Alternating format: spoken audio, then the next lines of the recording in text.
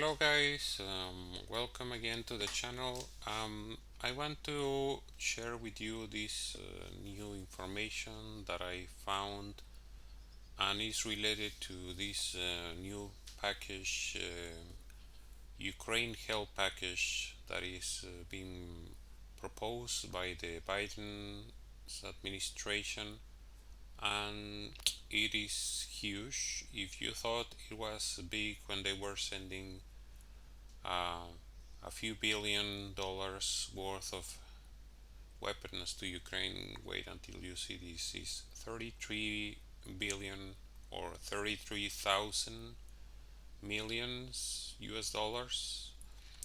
This will make Ukraine the largest yearly recipient of US military aid for at least the past 2 decades. So what this happens is that it's going to come on top of already 14 billions that were sent before. So they are. I'm going to highlight this article. The main things that are important. It says if Congress signs off on this new request, the U.S. will have authorized 47 billion in total spending to Ukraine. That's more than the Biden administration is committing to stopping climate change and almost as much as the entire State Department budget. 20.4 billion is for additional security and military assistance for Ukraine, and this is with the 3.7 billion in military assistance that was already made available to Ukraine. The amount is more than twice the largest yearly total ever provided to Afghanistan, and this is more than the total amount of money that but 13 countries in the world spend on their military. So if you were, skeptical about the fact that this is really a proxy war, that the US is trying to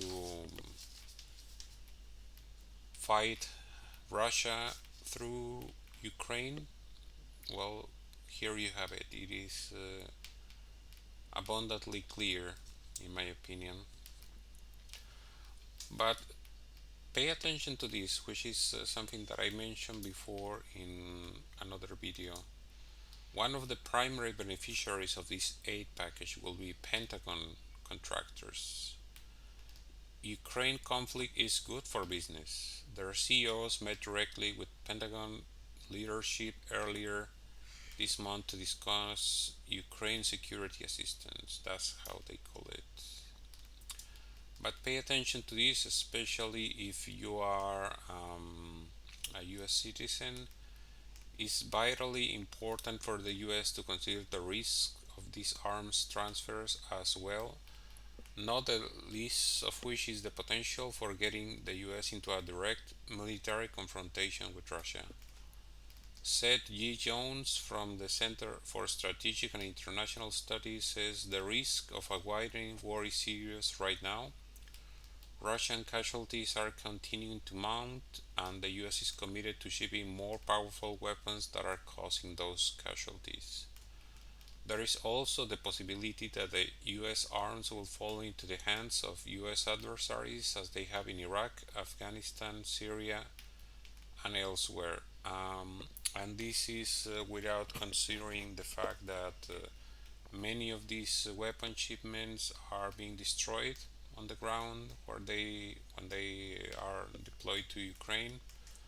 Many of these weapons have been captured. So yeah, this is definitively not helping Ukraine as much as people would like to think.